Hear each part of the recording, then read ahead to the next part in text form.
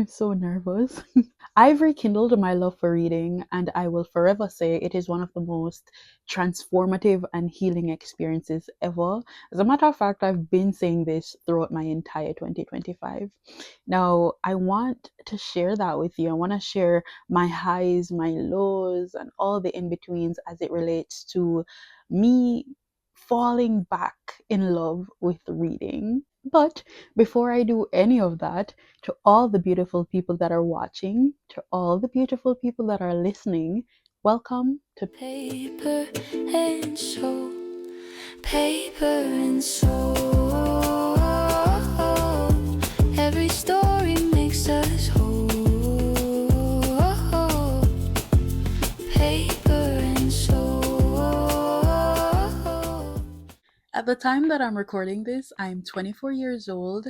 I am a Jamaican living in Tokyo, Japan, and I am so passionate about storytelling, social impact, and connecting with people from different cultures. For a very long time, I've been wanting to create a space like this one where I get to just chill, to just sit and talk about my books, to talk about all the inner thoughts I've had when reading my books. I finally now have a platform that I can share them, and whoever is along for the ride, I welcome you. Welcome. This space is truly intended to be a very safe space. I don't like bad energy. I like bad mind. I like all of them nasty things there. So like this is not the space for it. I truly hope that this can be a space that we can truly talk about what is on our minds, on our hearts, and to be respected in all that we put forth on this podcast. And so to all the guests that I'm blessed to have in the future when they do come, I just really want it to be a chill and respectful space for them and for myself. While I'm working on my reading journey, I truly want this podcast to also focus on culture and how that has shaped us as individuals, and how we can learn from different people from different cultures, how the books that we read teach us about different cultures, about different experiences, and just how we can travel to different places without even getting on a plane. I want to discuss all of that. Books and people, two of my favorite things, and yeah, we're gonna do it right here on this podcast, Paper and Soul, period. Let's keep it going. I'm so nervous right now. I don't even know if you can tell, but I really am screaming. Ever since I can remember, I've always been drawn to people's stories. The beautiful way I think that we are able to relate to different aspects of people's lives shows us that our experiences are never actually as unique as we think they are. And there's so much beauty in that, because you feel less alone, when you feel like, okay, somebody somewhere else, they've been through this before, they've gotten through it before, and so so can I. So I think where that is concerned, it's very, very beautiful. We're able to learn and be inspired by stories, and so stories shape the world, they shape our community, and they most definitely shape who we are as people. When I read stories that are in the forms of books that I've read, I feel a certain type of way that I can't even explain, yo. I don't truly know how to put it in words. It's like each time I turn a page and I read, the words are speaking directly to me, but it's much deeper than that. It's as if they're holding up a mirror to the parts of myself that I rarely give language to. Do you get me? Like, am I making sense? I don't know if I'm making sense, but I really hope I'm making sense to you. My earliest memory of reading is from primary school. I used to love the Hardy Boys book series. Please tell me y'all know what that is. I went to Jesse Paul Primary School, and I used to go to the library all the time to just sit and read the books. And then I got the bright idea to use my lunch money, to go to Kingston Bookshop. You know the one downtown? At two of them the downtown, so you have to know which one me I talk about. I think it's like Upper King Street. I think the one near Mother's. I used to go to that Kingston Bookshop all the time, and I used to spend all of my lunch money there to buy the Hardy Boys book series. And so I have like a lot of the books at home back in Jamaica. And I don't know what about the books, but just did like them. Like there were these young boys who were like solving mysteries that their PI dad wasn't able to, and I thought that was cool because I'm like, that I feel like that's what got me into believing that young people can do anything they put their mind to, now that I think about it. Because tell me, these teenage boys are just out there solving mysteries. Love that. Young people can do anything, and I still stand by that. But yeah, I can definitely remember staying up late at night trying to finish it because I need to know how the book ends. And then I got into my Wattpad era. Okay, my Wattpad era was, if you know, you know. I don't even need to say anything. But I also started writing. Yes, man. Screaming. Because tell me why I was writing a fanfic. Jesus. About Mr. Bolt. Yes, Mr. Usain Bolt.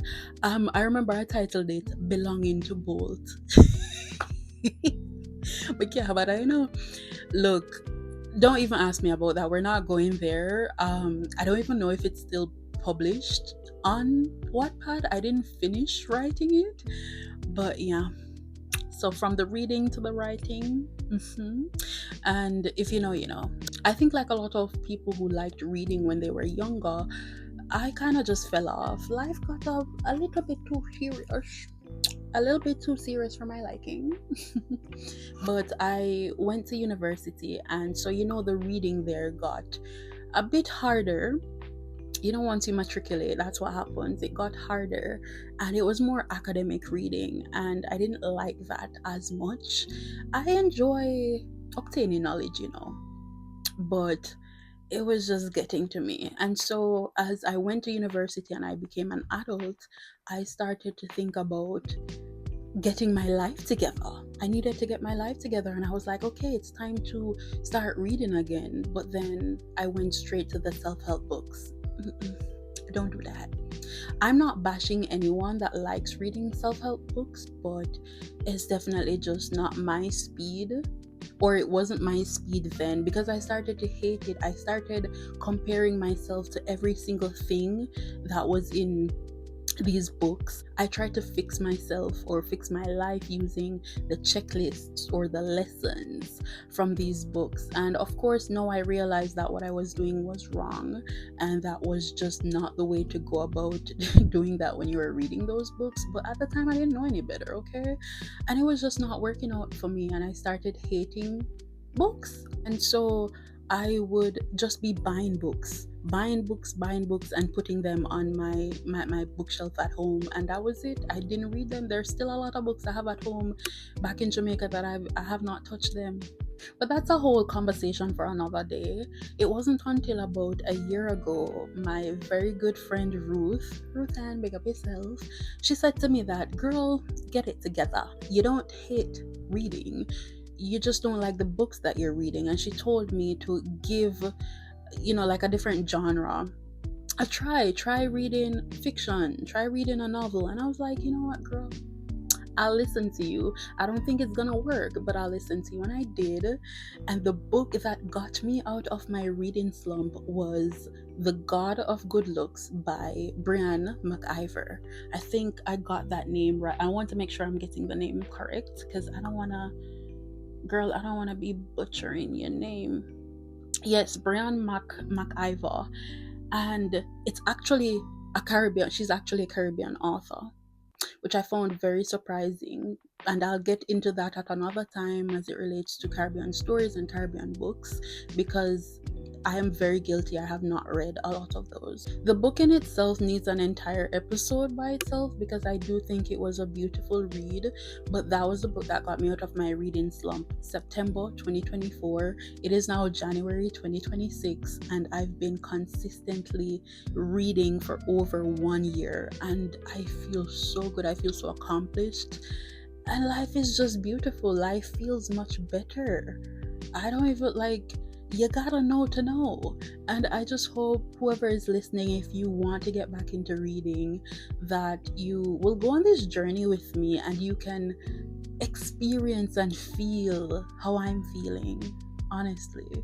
With everything happening in my life and with my reading journey, I moved to Japan, and my love for literature just it went up because now I've been introduced to a different kind of literature, and it's now translated, mostly Asian translated literature, and I'm loving it so much. My first ever translated literature was Welcome to the Hyunam-Dong bookstore, and again, another episode for a book like that.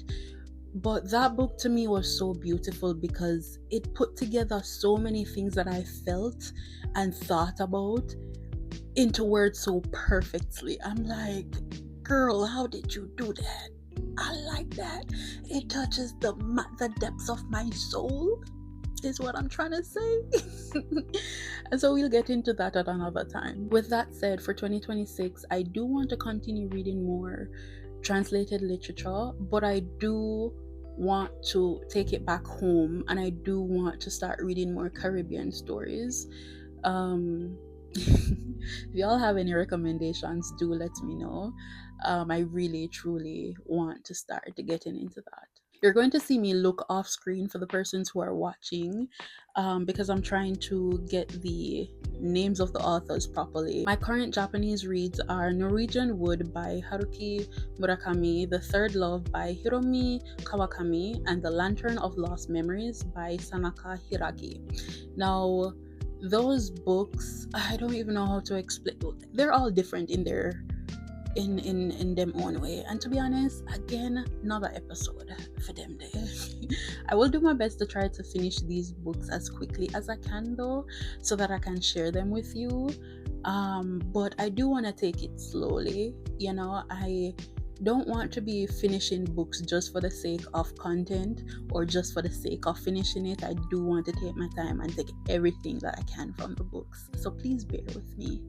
But I do want to ask you, listeners, have you read any translated fiction or literature before? Do you enjoy them? Do you have any recommendations? Do let me know in the comments. Honestly, I felt a lot less lonely being on camera, and it's because of you. It's because I know that you're here watching and listening and not judging, so it made it very easy to get through this first episode of Paper and Soul. But I really do want to share my appreciation to you, to everyone that's watching, to everyone that's listening. Thank you for being here. You could be watching and listening to something else, but you're here, and I do appreciate it so much. And because this is our space, I want you to tell me any topics that you'd like to discuss, any person you'd like to see on the podcast, who you'd want to hear from. Let me know. I truly want to thank you from the bottom of my heart for spending the time with me here today and for listening to the first episode of Paper and Soul. Mwah, mwah, mwah, mwah. Yay! You can follow me and us on Instagram at paper dot and soul. I'll put it on the screen somewhere, and on Spotify. Oh my god, on Spotify, crazy, at Paper and Soul. You can also follow my personal page if you're so inclined, at Energy Queen JA on all platforms. Until we meet again, may the books that you read nourish you, may the stories around you inspire you, and may your heart stay open to new possibilities. See you. Paper and soul, paper and soul. Screaming, I just finished the first episode. Is this for real? I did it. I did it. I did it. I'm nervous. Ah!